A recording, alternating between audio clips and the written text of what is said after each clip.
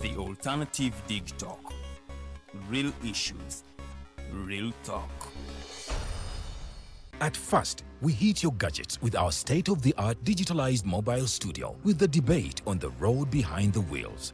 Later, we launched our magnificent studios located on Plot 1A, Sewagude Close, Lukulinanganda, Machinde, Kampala, where we bring to you our must-watch shows like The Mighty Drive, Monday to Friday, 8 a.m., Hotline, Mondays, 7 p.m. As for legal matters, Twins at Bar, Tuesdays, 11 a.m.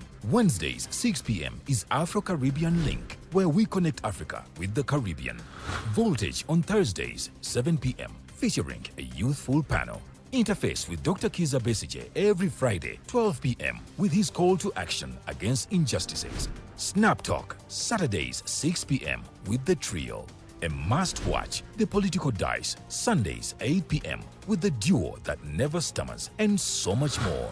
Watch us live on all our social media platforms. We are The Alternative Digitalk. Real issues, real talk.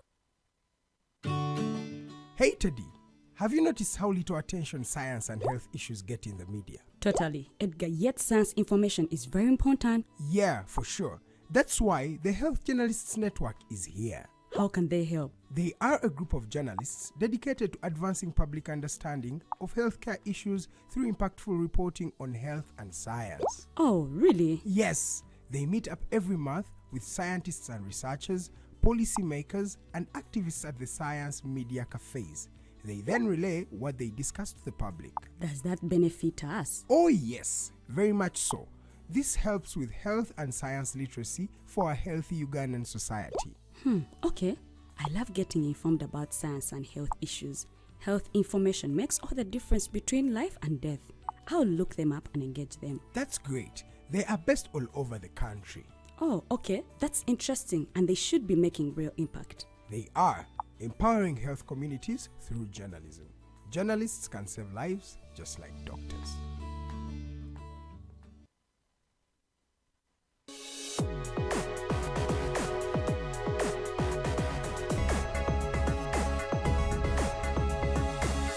The Alternative Digital.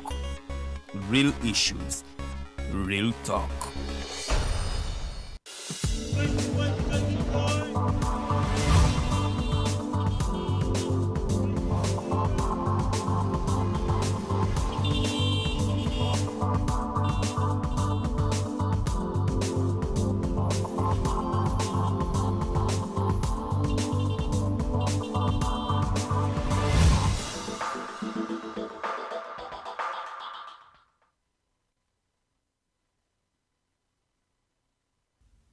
Tukulikeyo mu kuwummulamuko tukyali ku nsonga za road safety precautions and skills olina okuba nga ate oteekamu ng'oli ku kkubo nga ddala gwe ddereeva.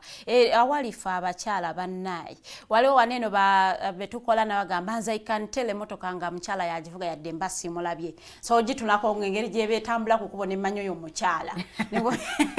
Simanyi buzibu bakyala bwe tulina ate nga bambi tufaayo ogenda mu driving school okulaba nga tuyiga okuvuga naye obuzibu oba twegendereza nnyo tugoberera amateeka tetulina kibuli waliwo yangamba olina okuba n'ekibuli ku kkubo bw'ona otandika okutintimatintima tojja sobola kuvuga tuwuliddeko ne bebagamba mbu oyo omukyala agivuga nga musajja empeta gyawete koona eri ogiraba waliwo omukyala avuga pikapawo ajambusa walinga nayo ano ye yagiyigirawa so alaye tuli ku nsonga yakubeera nga oli safe ku kkubo abamu kumwe temugenda mu driving schools zino mulowooza mbuza abayiga abamu kumwe muyigira mu waneeno naddala abaana abooza emmotoka muyigirawo mu washing bay ne mugenda ne muvuga emmotoka ne ba kondakita drive olukoowa ng'asooka agiwaamu kondakita nga drive adde emabega ng'asumagira kakati nga kondakita abakalakata so naye ezo ensonga zonna kibeera erifa abasaabaze bw'olaba ekintu bwe kityo yogera bulamu bwo bwe bali mu kuzannyirako naye tukyali ne Mr. Isaac atwogera nsonga za road safety bwagiwuba bw'okuba engalo nze nno mbadde manyi defensive driving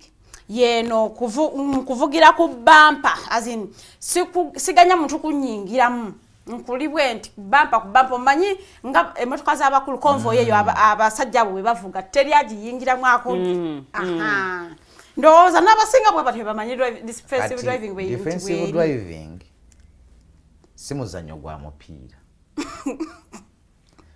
omuzannyo gw'omupiira gwe gulimu defense eri directly interpreted. Nti yeyo olina kudefendinga. Okiraba yes. Ndese example ya mupiira. Ereta literal meaning of the Eyina word defense. direct interpretation of the word defense. Yes. Because nze nga asamba defense ndi mu kisenge sikiriza opponent wange kola ki Tokukiriza yadde omupiira okusala okuyitawo Yes. ina kusiba kisenge. It is not the way it is interpreted when you go the other side of road safety. Era that point is in the abilities, the skills and abilities down there. The skills and abilities one has to exhibit when he's driving on the road. Following distance is among. Yeah.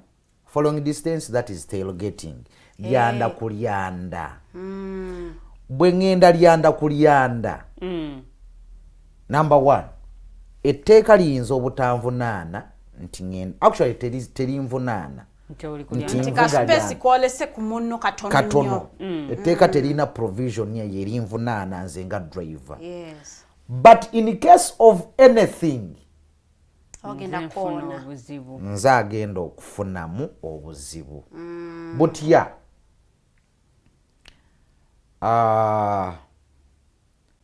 mu defensive driving mulimu element endala ng'ogyeko C gye bayita space. Yeah. Space, that is speed, position, Okay. awareness, control, and eye movement. That is space. Ng'ogyeko C, sinakuwadde examples z'ekitaala. Kati ku following distance in line with the defensive driving, nkuwadde space. Like as in speed, Yes. position, Awareness. control and eye movement. Awo ngenda kuweerawo example ya highway. Now, at the highway, I'm supposed to manage my speed Yeah. according to the road conditions, Don't drive below including 50 weather, kilometers. Kikulu. including signages, including traffic, and include road markings. Yeah. My speed is going to move when I've put those 4 principles in line. What is the traffic? Is it heavy? Is it light? Is it clear? Yeah. What are the road signages talk about? Is it a highway? Is it a city? Is it an urban area? At what speed am I supposed to drive? I'll give an example on the express highway. Yeah. Kampala, Busega, Entebbe. And At no cost you should ever exceed 70. Nadde mbuzaawo omuntu nga mubuuza bw'oba ovuga ku olwo oluguudo baateekawo nti olina kuvuga speed 2. 70. All the way express from Entebbe back to Kampala and forth. You must not exceed 70. Now, if you exceed 70 on the expressway, 3 things are going to happen. Yeah. Either of the 3. Number 1, if you happen to catch up with enforcement and they give you that speed gun, then you won't survive. In survival, I mean either a traffic fine or court. Because the discretion lies at the officer. Nimugezako okulaba wali akapande don't exceed 7. Don't exceed. It is always at... Don't drive below 50 kilometers per hour. Kali awo ku Entebbe Express. You should be within that gap. Between that gap, but not exceeding 70. Now, if you exceed 70, those are the options I'm giving you now. Either of them. Enforcement to catch up with you, Or court. and you end up in courts of law or paying hefty penalties in terms of fines. Yeah. Or if you exceed 70 and the unexpected happens, then you are either going to cause a serious damage and an injury which is extensive or even death. byonna bitambuliramu. You get me a point? Yes. If it is a roll, the vehicle will roll. If it is colliding with another party, the damage will be extensive. If it is losing lives, then it will be fatal. Then the other one that has minimal chance is your luck. Kisima. Nti nvuze 12 ku express naye tebankutte sitomedde sigudde. Bisima bya Katonda. N'enkya n'oddamu. Kati bwekabeera akagenderere n'enkya n'enziramu tomanya Katonda lwagenda kuvaamu obipinge bubipinza kwatireyo. Ogiraba? Bw'obenga omubipinga. Nze bwenti bulijjo bwenkola. Nze bulijjo bwentyo bwenkikola bomubipinga nankubira. Akwatire yatemage. Ate nga n'abali eno bakkubira endoolu n'emizira. Butereevu. Bakutenda okumanya emmotoka. Oyo buli lwayitawo anayitawo mu 10. Tetwamanyiira. Linda kagwemu. So twewala okutambulira mu risk. Have the control of your speed. Have the control of the following distance. Following distance eyo mbadde nkugamba. When you are in manageable speeds, you gauge also your following distance. Because you never know in case of anything. Ochiraba? Yeah.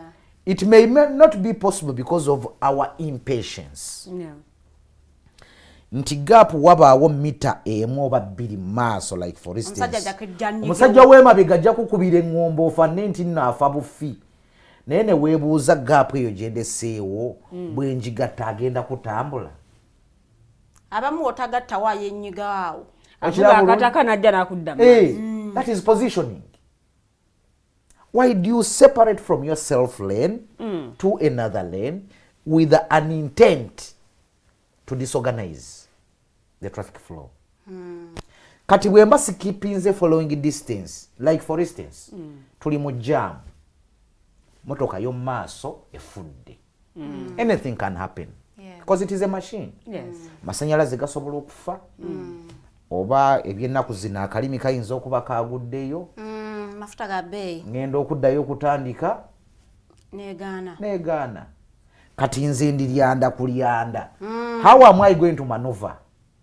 Kyokanga n'ali emabega naye andi kulyanda. Double indicator bategeeze nti banaye nino. Ono amaze okuteekamu double indicator, amaze okugyayo reflector triangle ye agitadde waggulu. An indicator onfunye obuzibu. Kyokka ate yali wansi naye omuli ku bbanga. Omuli wano.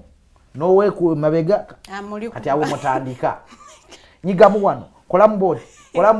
Tereza ate abataxi bawa amagezi funda wano. Gwe funda ng'odda wali. Nzondekere gap. That is one. Two. In the case of an abrupt stoppage by the person in front of you, just because of any other factor, maybe waliwo asala, pedestrian asobola okuva eri nga adduka emisinde, nga tojja mugaana. Olina kusiba. Embuzi esobola okuva eri, oli ku highway, olina kusiba. Kati gwali mu excessive speeds, nga tofollowinze na distance emala. Kiba kitegeeza nti ogenda kwekuba kw'oli emabega. Exactly. Ofuna bulungi? Kati ate togenda gireeta nga nsonga nti oli asibye abruptly.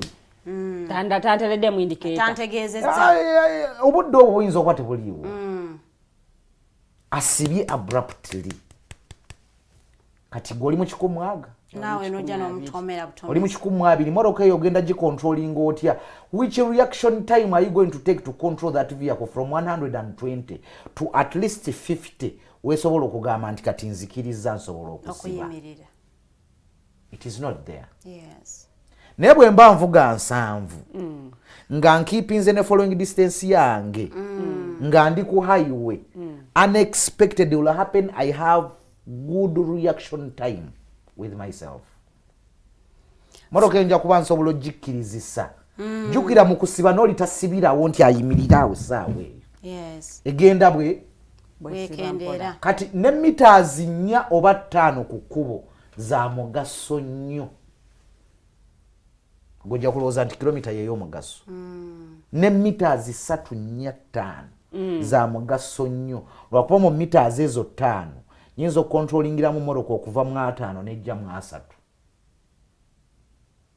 naye tojja kukontrolinga motoka mu 120 ejje mu 7 mu mita 5 kizibu nnyo kijja kuba tekisoboka so ekireeta ekyo ki butali bugumiikiriza muffe bw'ogenda okutunuulira nnyo nti much of the pillar behind road safety precautions abilities and skills there lies a person behind. Actually there are 2 persons behind it. There is one person called patience, there is another person called respect. When you lack those 2 persons mbayita basenga obugumiikiriza bw'olaakinga basenga babiri abo ng'ovuga motoka mukazi oba musajja oba ogenda kufuna obuzibu kukubo ojja kwekanga nti obugumiikiriza bwe bukubulamu ogenda kuvuga akataka obugumiikiriza bwe bukulamu gwayagala okwangu ogenda kuvuga speed obugumiikiriza bwe bukulamu gwayagala okukwata essimu ng'ovuga tesobola kulinda ng'ovuga gwe atalina bugumiikiriza gwayagala okuyisiza oba tayisiza owa bbaasi oli gwayogeddeko ezeebuuzaganyiza obwenyi butali bugumiikiriza nkeereye so at the end of the day ogenda okusanga nti emisango gyonna egisinga obungi okubeera ku kkubo butali bugumiikiriza bwa muvuzi wa kidduka ekyo akiri mu mitambo kati bw'oteekamu n'obutassa gwe kennyini teweewadde kitiibwa kiba kimanyisa nti n'abantu abalala abakozesa oluguudo togenda kubawa kitiibwa n'amateeka gennyini togenda gawa kitiibwa n'abagakwasisa nabo tojja kubawa kitiibwa ekyo kirimu embeera endala 2 oba 3 obutawa kitiibwa bwe mba ngambye nti patience is 1 senga namba emu respect senga namba 2 kati kanfuneyo kapatano akali wansi wa respect impunity anankola ki nze ndi RDC actually gamba no anankola ki nze ndi MP bakuwa bulungi anankola ki nze ndi mupolisi anankola ki nze ndi wa magye petu abaga amateeka oba nfuna bulungi anankola ki nze ndi munene nyina sente nvuga motoka ya miliyoni 3 kale ako ke katono ennyo onfuna bulungi so behind the respect below respect there is impunity akati omuntu ajja kukola ekisobyo for instance ajja kuva eri ng'ayogera ku ssimu nga n'omusirikale amulaba kya bulungi nga n'omusirikale amulaba very confidently ng'ali ku ssimu naye ajja kuba yeeyita ekyo kyali banankola ki so commission of crime or violation of traffic rules with impunity nena anti sign of disrespect mwami Ssekatanza katono nnyo amateeka gano gakola ku mmotoka zonna oba galondobwa mu nti n'emmotoka ya miliyoni 5 oli wa miliyoni 3 kyenkugambye amateeka gakola ku buli kidduka regardless of the type model size year of manufacture or the driver himself. The Lord never knows your status, your job, what you do, who you are, where you're going, where you're coming from. It is the law. Who is your brother or sister? Bina tebimanyi. Tebimanyi, tebitegeera. Etegeera kintu eki. Otambulira mu butuufu. Yes. Otambulira mu bukyamu kangavulwa. Kati following distance ki entuufu omuntu gy'alina okuleka between the cars oba following distance entuufu eyina okukolebwa ku mmotoka mu makatikati mu mbala ennyangu nga nsobola okulaba emipiira gy'emabega egy'emmotoka ey'omu maaso.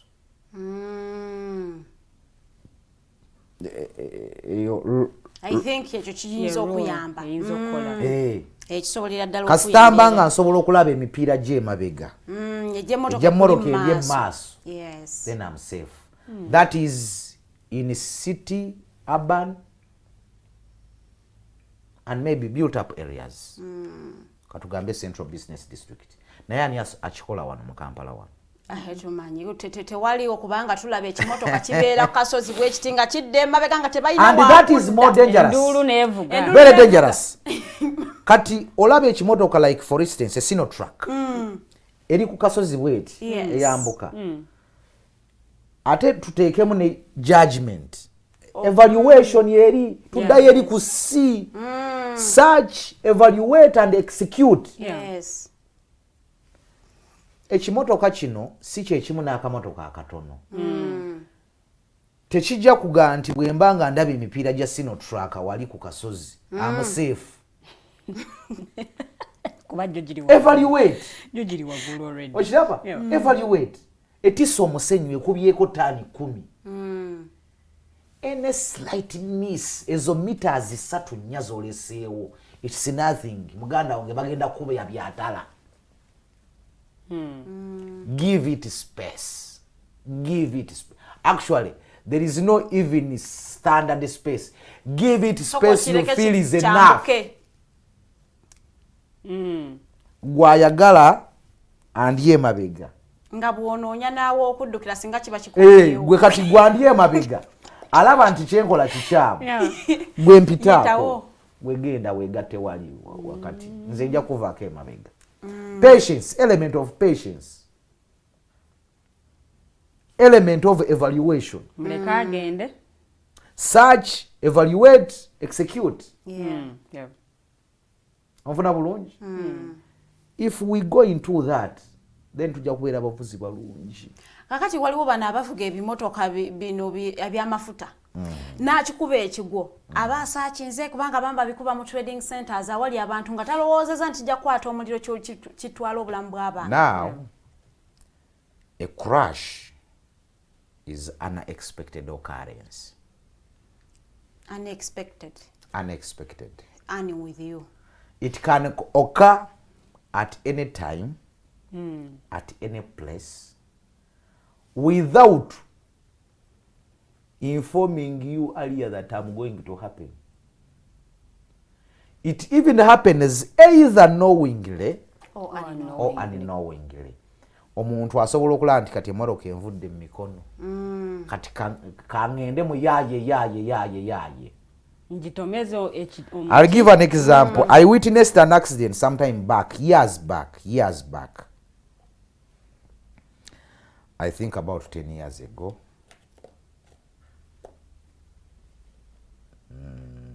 10 or 12. At Bwayise flyover, underpass. A bus, of which company I will not mention, was coming from Sapolo Kagwa Road. I don't know whether you know that stretch. Yeah. Before it reached Total, it got a mechanical problem, brake failure. The driver to step there. What he did was only to hoot, non-stop. That one I witnessed myself. Non-stop. Hooted good enough. The traffic was mild. 1, 2, 3 vehicles within the roundabout. Then he went past the underpass and rolled the bus as you are heading towards Kalerwe. But you know what? Nobody was injured. Nobody died. Bus rolled. Of course. That's why I say. That's why I say. Your senses must be at play. Kati mbulira ng'otaddemu bi big bangers ebyo bye bateeka mu matu. Ebyo simanyi bi beats. Omuziki gulinga nga kiduula. Kyokka oli mu kuvuga motoka. Really? Common sense. Mbumba ndabayo. That is a physical destruction. Oba atabitaddemu naye ng'agutumbulidde wano. Ni bw'ogutumbulira awo still oba ogenda kuwulira ki ekiri ebweru. Scan your environment. Scanning all your 5 senses must be at play. nsobola okulaba ekiri wabweru, nsobola okuwulira ekiri wabweru, ne mmanya nti eno eŋŋombe ekubiddwa mu butuufu si ya bulijjo, kangyesege guno mulanga, ambulance ejja njiwulira kanjiwe. We have 4 types of emergencies on the road. 1, ambulance. 2, Uganda police. 3, prisons. 4, UPDF. And maybe other designated VIPs as provided for in the Traffic and Road Safety Act, including the President, the Chief Justice, the Speaker, and any other designated. Abo bamateeka tegabakwata ne bwatuuka nga Ezo jamu ze mentionings ezo ze mentionings, even fire, including fire brigade. Abo but of course we know bakolite. Get me right? Yeah. So kati oba ogenda kuwulira otya ng'olina beats. Onaawulira otya omulanga ng'olina beats. Scan your environment, evaluate. Kati bw'oba ku highway oyinza obutakeepinga that one. Judge your speed. Ne tuddayo mu space. Speed, positioning, awareness, control and eye movement. Speed yange eri etya? What is my position between me and the other person? N'omuntu ali mu maaso ga. N'omuntu andi mu maaso. Nsobola okujajinga n'enkola reaction mu bwangu singa anything is to happen okibaawo. So following distance awe tuyambira. Otherwise, if a crash happens or anything happens during the investigation process, egenda kuwaayo. Yes. Because the witnesses will say, cameras will watch. Where there are no cameras, of course the skids will show. Tyokusinzira ku nsibe eno emipiira egiri wano wansi wano. Speed yabadde Speed yabadde y'amaanyi n'abaako kye yeekanga. You get the point? Yes. So that is what I can talk about. Kaka tudde ku weather. Tumanyi oluguudo lw'e Masaka lubeera katiro naddala ng'enkuba etonnye. Era n'ekirala tumanyi nti waliwo amakubo ge batuteerako. Tovuga kilometers kukka wansi bwe ziti singa enkuba etonnye. Nga ekkubo buliriko akapande kaalyo, you don't drive below 50 kilometers. Naye nga mmanyi enkuba etonnya. Amateeka ganzikiriza okuvuga 30. Awo nzirayo mu defensive driving. Mu defensive driving mulimu appreciating the weather conditions. Weather conditions mulimu omusana mungi, mulimu enkuba etonnye, mulimu omuzira, mulimu ekyeya, enfuufu. So in most cases ebiseera ebisinga we center ourselves to weather in regarding rain. Tutunuulira ennyo. Etteeka lyo lijja kugamba nti wano osobola okuvuga 5 and above. Okusinziira ku kapande. Yes. Oba osobola okuvuga 7 and above. Oba osobola okuvuga 8 and above. Naye ate mu kifo akapande ako wekakukiriza okuvuga 8 enkuba yatonnye. Yes. Set your abilities. Akozesemu The driving abilities and skills. Bangambye 8 enkuba yatonnye. Bangambye 8 naye enkuba yatonnye. Enkuba yatonnye emipiira kati giserera, kolansi aserera, alimu amazzi, traction reducing. No. A defensive driver will go by a half of the recommended speed. And the following distance will double. Okay. Ofuna bulungi? Nti enkuba etonnye, nina kuvuga wa 5, kanvuge wa 3. Kati following distance eyo, bwembanga motoka eyo maaso under normal circumstances ndeseewo meters 10, kati kandeke wa 2. That is a safe driver. Okay. Who anticipates anything to happen at any time during that weather. Kati gwe bw'oyagala okulekawo meters 2 enkuba ng'etonnya ovuga 7 n'oyagala okusiba ebisigadde bibyo Actually, even with overtaking ng'enkuba etonnya, it is not advisable. Much as oyinza okuanticipatinga nolowooza nti mu maaso wali clear. But visibility is impaired.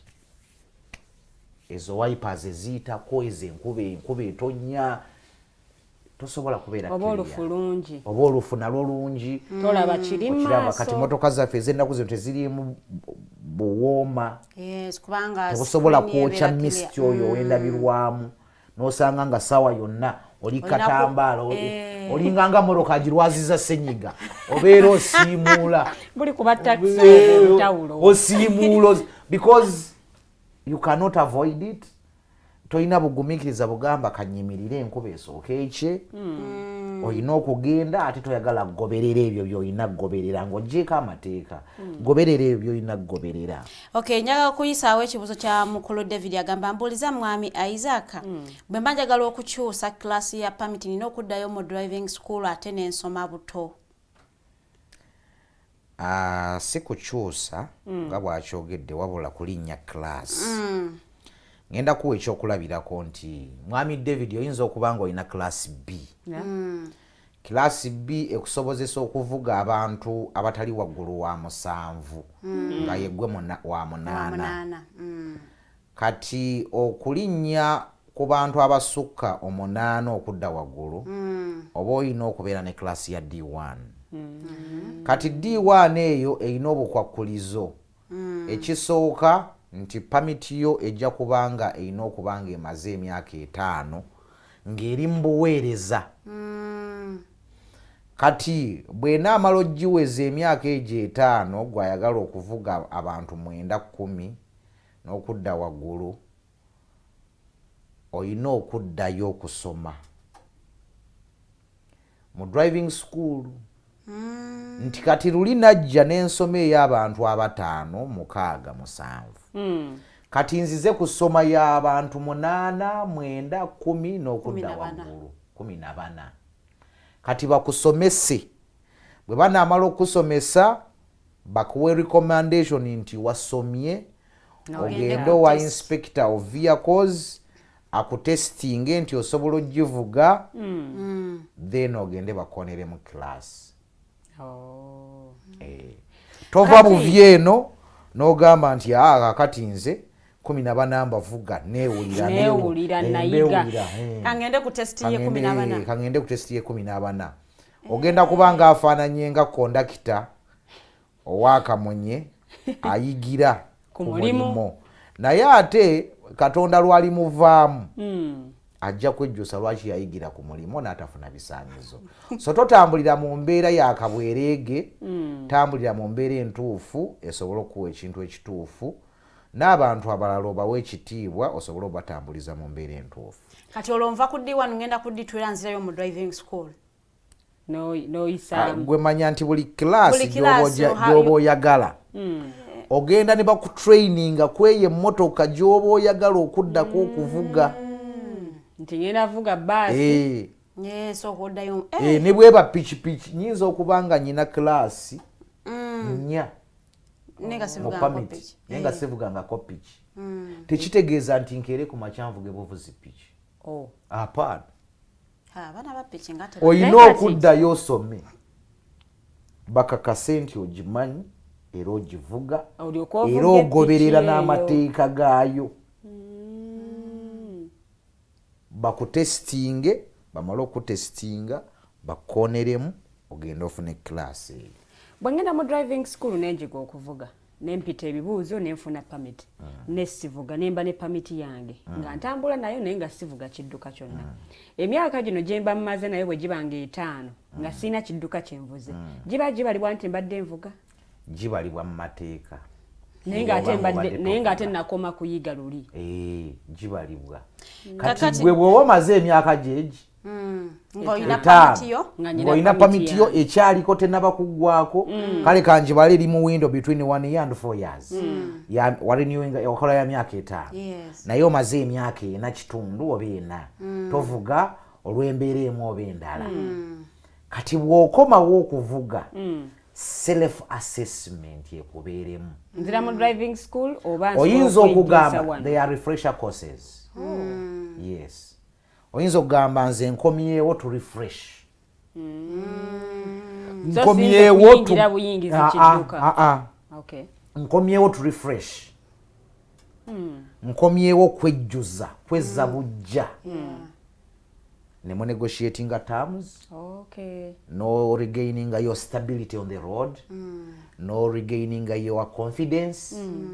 Then no regaining your ability and skill to get back on track. Okay.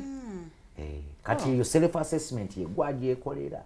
Omukulu Nomani agamba nze abuuza nti zo konvoyi z'abanene mu gavumenti basobya ddi ku kkubo era nnyinza baloopa wasinga bamenya amateeka g'enguudo. Mu mateeka convoys ntono eziyina enkizo nti they are emergency vehicles in one way or the other. Era zirambikiddwa ne mu ssemateeka. Naye ogenda n'okitunuulira nti tufunye obubondo bungi nti ne LC1 ow'okukyalo Ajafunawo konvoyi ye. Ayinza okwagala okufuna konvoyi. Onfuna bulungi? Tebalina n'abayimbi baziyita gaali. Kaakati yawo motoka nga 5 zimu. Walimu n'eza gavumenti ezitayina buyinza. Nga teziri mu mateeka. Teziri mu mateeka kuvuga nga bwe zirina kuvuga. Kati gwe nga concerned citizen alumirirwa emikutu weegiri egy'enjawulo. Okay. Take kaka footage kuba ekifaananyi marking oluguudo then kisindike mu bekikwatako. Ministry of Works erina omukutu, Uganda Police erina omukutu n'ebitongole ebirala. You get me right? Yes. Yisaamu eddoboozi. Teach one, that one will teach another. Name and shame. Bakuterayo n'omuggo bw'ogaana bayinza name and shame. Because discipline on the road is paramount. Yes. Toyina kujja kunzigirayo muggo nze okuva ku kkubo. No. Okay, if you are to do it, then do it with courtesy. Get me right? Yes. Do it with Courtesy. There is one important figure whom I will also not mention. One time commented and said, why should I come with my alarms on the road to chase away people who are going to look for survival? Yes. I have to budget my time. It is also there, by the way, in defensive driving. Navigation, route planning. Plan your route. Manya nti ntuuka ku mulimo saawa mmeka? 2. Naye saawa 2 gwe saawa emu n'eddakiika 4 mwezi okyali mu kitanda. Kati saawa emu n'eddakiika 5 ovaayo n'emmotoka oyagala kubuusa mbuuse. Bw'okuba eŋŋombe bw'oyisa bw'okola ki? Bw'oyomba n'abantu ku kkubo. Why? Plan your journey. Wempita wafaanana watya? Jaamu akwata budde ki? Kanve waka saa 10 agenda okutandika okukwata ng'ambulayo kilometers 2 okutuuka ku office. Ogenda kuba okosezzaani. Courtesy, respect, road usage, manners and habits, behaviors. Okay. Lwetujja okubeera ne amakubo, enkozesa y'amakubo entuufu. Kiki ekireetera obubenje okweyongera mu biseera bino byetugendamu eby'ennaku enkulu? Ebiseera bino eby'ennaku enkulu obubenje butera okuyitirira olw'ensonga nga 2 oba 3. Namba emu nti akayisiŋŋanyo kangi. Onfuna bulungi? Abantu bava mu byalo bajja Kampala kushopinga. Ate abali mu kibuga nabo bagenda mu byalo kulya nnaku nkulu oba kwetegeka. Kati n'osanga nti entambula y'abantu mu nnaku endala tefaanaganyeeko na ntambula y'abantu mu nnaku zino ez'enkizo. Olw'ensonga omuwendo guba gukoze eki? Kati n'abakozesa ebidduka ebyo kaŋŋambe business wise, Yeah. business wise, Yes. bafuna omulugube. Abala ruutu. Okiwula bulungi? Tekaseera naye kakoleramu. Kajjudde. Kabondo. Nyina okutwala nkomewo. N'osanga omusajja wa bbaasi avuga bbaasi n'agijja e Kampala n'agitwala ekisolo. Ayagala agizze ku makya agizzeeyo. Omuntu ogwo. Lwaki teweebakire mu kkubo? Ozibirizamu katono bw'oti ogenda okudda. Lwaki teweebuuzaganye ne munno? Bwenyi ku bwenyi. Bwenyi ku bwenyi lwakuba olaba tolina bugumiikiriza. Olaba koona road markings zikulaga toyisa naye gwe obwongo bukugambye waanajjira nja kuba mpiseewo. Abantu obasse bugumiikiriza obuvuddemu. Omulugube gukuyingidde. Oyagala kudduka kagende kadde kutikka ki? Kabindo. So akayisiŋŋanyo k'abantu obutali bugumiikiriza bw'abadriver n'okwagala ekingi. Ebyo mbikaapingamu into one. Human error. You get me right? Yes. People underestimate that factor when they are using the road, especially drivers. Human error has a very big attribute towards road carnage and road crashes. Okay. Self-assumption. Wano nja kuba maze okuyitawo. Ojja kuba omaze okuyitawo oli naye aleese. Naye agamba nze ndikkiriya. Ndi muleni yange. Yes, ali muleni ye. Kati gwe omuleetedde ebizibu. Human error. Self-assumption. Ndi ku kitaala kyase green, I have to go. Without minding and taking precaution. Kiki ekijja. Human error okoonye. Wabakoonye. Tulina ba driver abatagenda mu ssomero. Omu bamuyimiriza alina gamba afande nze saasoma akapande sikategedde. Namubuuza akapande kagana naga afande nze saasoma. Bubonero. Obubonero obwo abasinga obungi. Bayinza okubanga obubonero bw'oku nguudo obwo bulaba. Buyitirivu. Yes. Nga bwe nakugambye mabega wali nti amateeka g'oku nguudo olina okugasoma ogategeere gavuunule mu lulimi lwo. Awo lwono ogagoberera obulungi. Lwona jjo gategeera obulungi. Read them, understand them, and interpret them in your own language. Local. My mother tongue. Your mother tongue. Ojjo gategeera. Not kugalaba bulabi. Kati obonero bw'oku nguudo obwo bangi bayitirivu abatamanyi interpretation yaabwo. Okiraba? Tulina obubonero obulagira. Order. Tulina n'obubonero obwinforminga. Kati ngako ketulaba obulabo obwo. Obulabo obwo. Kati batono nnyo abasobola okuinterpretinga obubonero bw'oku nguudo ng'otaddeko n'amateeka gaabwo. Ne kikuzaayo eri ngwanidde okufuna pamiti. Kati gwe bw'onajja ng'olina pamiti yo ng'akabonero k'oku nguudo gw'okinterpretinze in the other way round. Omusirikale w'oku nguudo n'akupenalizing oba n'akutwala mu kkooti.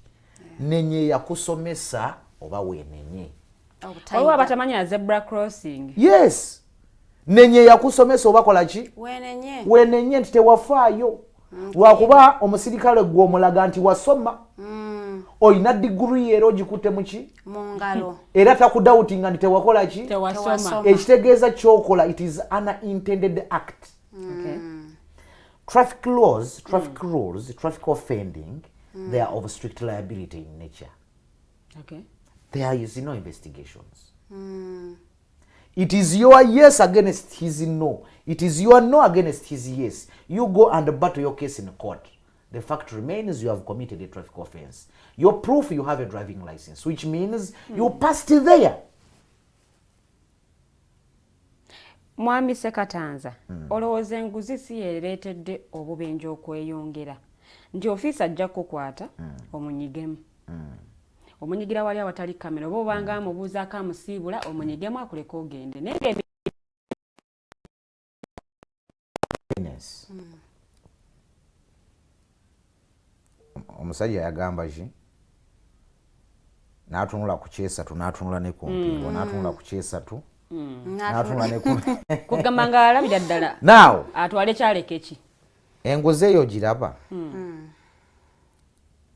tusooke twenenye nga abagiwa fe abagiwa olunaku lwe tunaalekerawo okunyiga ekikonde engozi lwejja okugwa mu ggwanga nenga tukyagigaba naye nga tukyafunye ekikonde eddagala lyeri nga tukyafuna ekikonde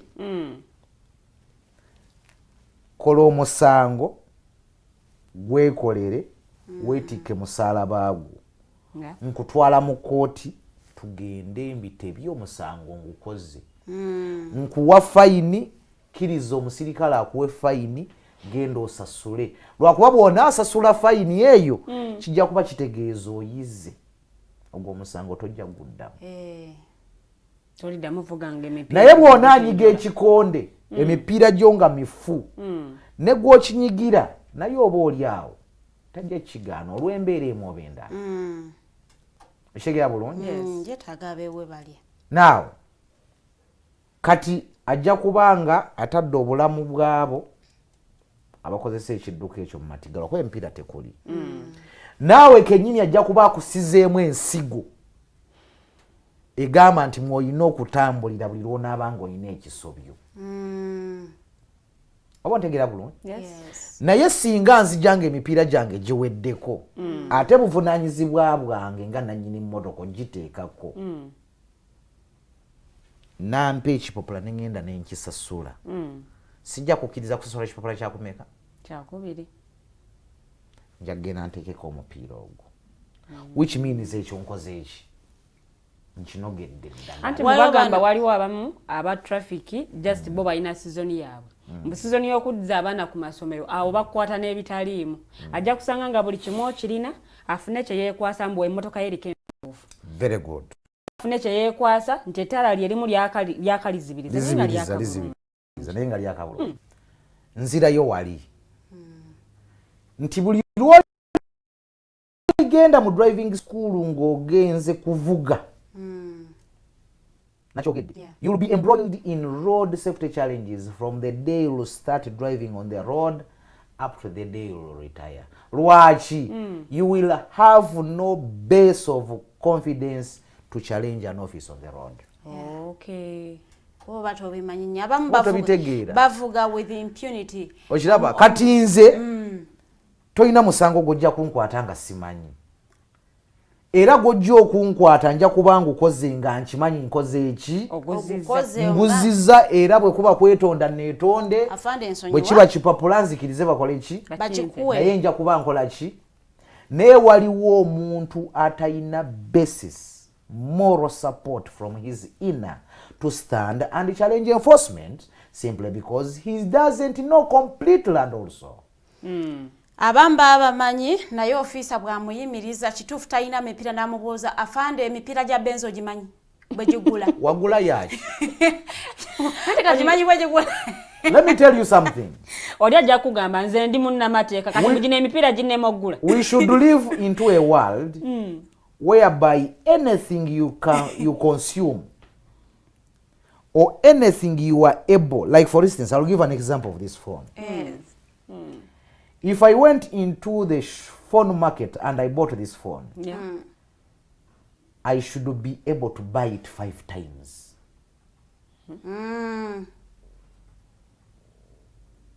Nkaddemu. I should be able, before I purchase this Samsung, I should be able to purchase it 5 times. Minimum 3 times.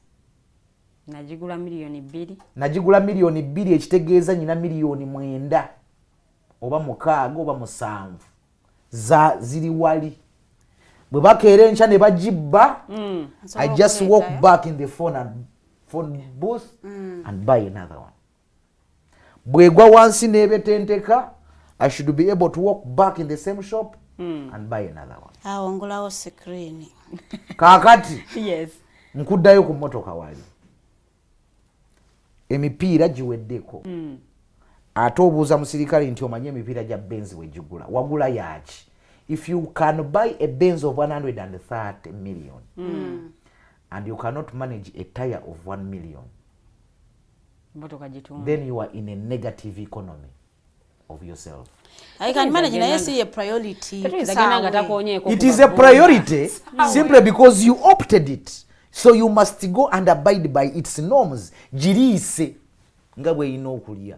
Jirabirire nga bwe ino jirabirire. Kakati Mr. Isaac, how often should a driver visit a mechanic okulaba nga akeberako ku kiduka ki abamu tebakebera mamotoka mpozi mpaka ng'efudde? Ajekangira mu kkubo. Emmoroka there are some tips zoyina okola every day. Some checks. Amazzi mwegali. Emmotoka we yasuze yatambudde olunaku lulamba. Ku makya ebe concentratinze nga yeebase mu kwebaka omwo eroota. Mu kuloota ebaako indicators zeeraga in the morning. Oyiro yayiise lipstick. Olonga sinava waka. Tonava waka. Nienda ku mulimu. Every day. Ne wakuba kumpi. Every day. Oh. Okay. Oyiro mwali oba yayiise. Amazzi gakyalimu oba gakendedde. Break fluid mwali oba taliimu. Onfuna bulungi? Yes. Amataala gaaka. Amanda gaaka tail lights. Indicator zikuba. First aid kit yange mweri. Wheel spanner njina jeke mweri. Ninamu torch, ninamu reflector triangle. Even when I am going in a short distance torch. Exactly. That is a machine. Bino ngenda ko wano ku supermarket kumpi. Yes. Oh. Emmoroka wagisuziza mu parking supposing anything happened last night or yesterday even. Nga wadde oweta awaka n'okuba akayinja oyiro n'ayiikira awo. Ng'ate gwe tewategedde. Obanga mu kutuuka nga break fluid eyakutuusiza ewaka yoye yabaddemu. Kati ogenda okulinnyamu mu break wakati nga teyawula nga break fluid yaweddemu. Ogenda ku supermarket wali. Neegaana okusiba. A crash happens between 2 to 3 seconds. Yeah. Between 2 to 3 seconds. Kati ina distance gye yakulalika nti nze crash ngenda gifuna mu 2 kilometers. No. Which means even in a half a kilometer it can still occur. Yes. And occurrence eyinza okuva ku mechanical failure. Nti abadde ava wano. Naye agenza okulinnyamu wali. Nga tesibanga omwana ayimiridde emabega n'amulinnya. Okay. So we should be very conscious with the machines we use and take safety precautions. Then aba commercial vehicles. Yes. Ngojeko tips za buli lunaku ezo. There is what they call a comprehensive check. At least weekly. Funa mekanika kiteberemu. Bana bavuga engende empanvu. Nyina basi, nyina trailer, nyina magulu 10, nyina minibasi. Jamu olunaku lumonti lwa mukaaga, Sunday nkola service and checking. Ba checking brake alignment, ba checking wheel alignment, ba checking engine parts, ba jeke beje. Naba boda bakola ebintu ebyo. Bayina okukola ekintu ekyo. Bayina okukola ekintu ekyo. Kati waliyo bana aba taxi abazisuza mu parking, night parking, ngenda bugenzi kusimbula. Butereewo. Kyekyo kyosanga nti motoka ebadde eva wakaliga n'eremerera omugoba waayo. Yes. Omaze omwezi mulamba tokebera motoka. Kyokka ekola buli. Ekola ku makya paka kawungeezi. Ne butuuka ekawungeezi n'ogiwa ow'ekiro n'agikalakata paka ku makya. Yes, uleekola. Kagende kadde sibaawo vaamu yingira, sibaawo vaamu yingira. Olowooza break fluid ayingira by magic? No. Of course abeera afuluma. Yes. Ebyuma tebyewagala. Byewagala. Kati n'otambuza emmoroka mu mbeera eyo n'omala omwezi mulamba nga toyina ky'okoze. What do you expect? In the case of anything, it will be fatal. Exactly. Ebyokwera ku bidduka n'emmotoka bikyali biyitirivu.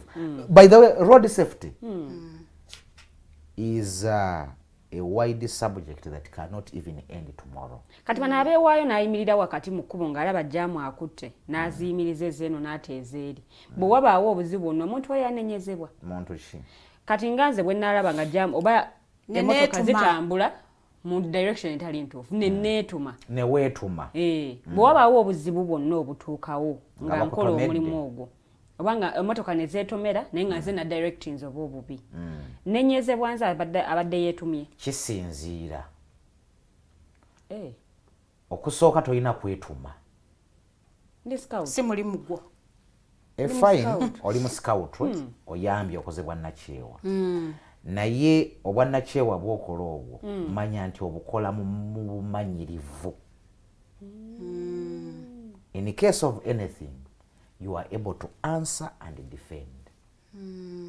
Natadde beri ababoda ne bayi ne beetumiikiriza. You are able to answer and defend.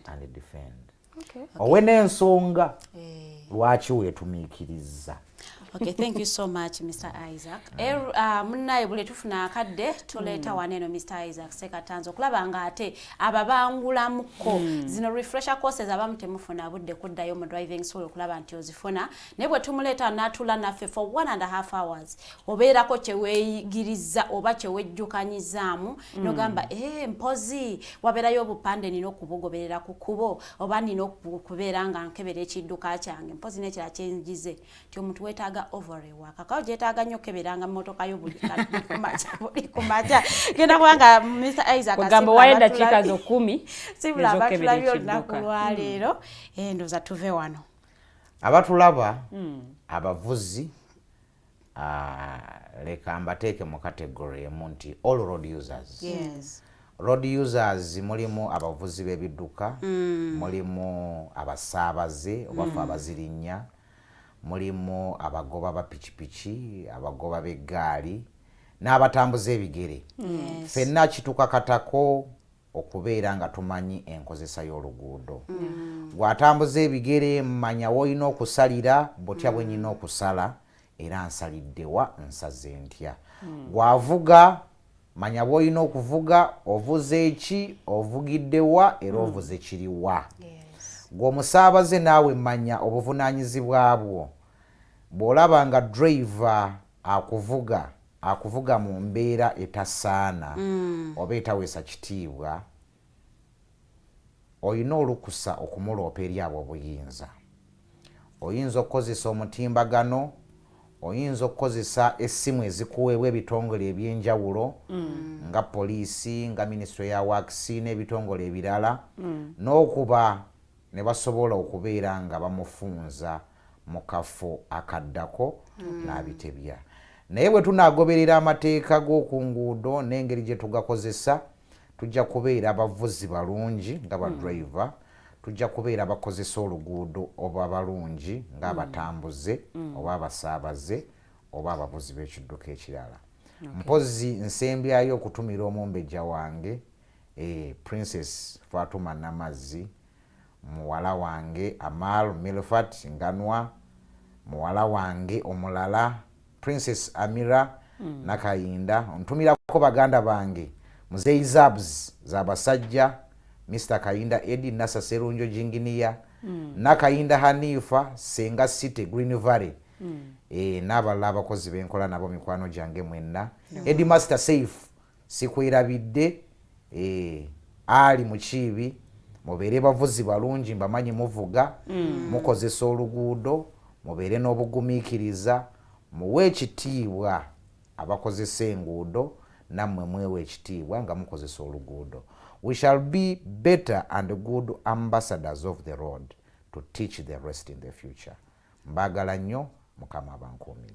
Amina, tweyanziza nnyo tweyanzege wano tetusukkawo be tutambudde nammwe mwebale nnyo kubanga tutambudde nammwe kuva wali wetutandikidde ssaawa 2 ate paka wetuwunzikidde show yaffe ku ssaawa 4. Tusuubira nti mufunyeemu ekyokuyiga mujja kubanga ate muyamba ku gavumenti nga nayo bwe bayamba okubanga ate batereereza amakubo kwe mutambulira.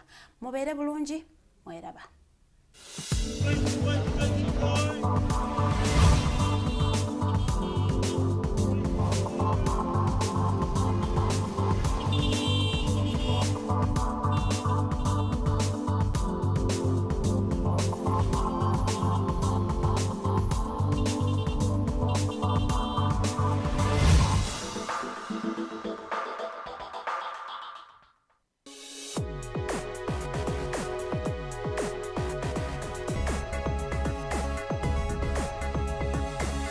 The Alternative Dig Talk.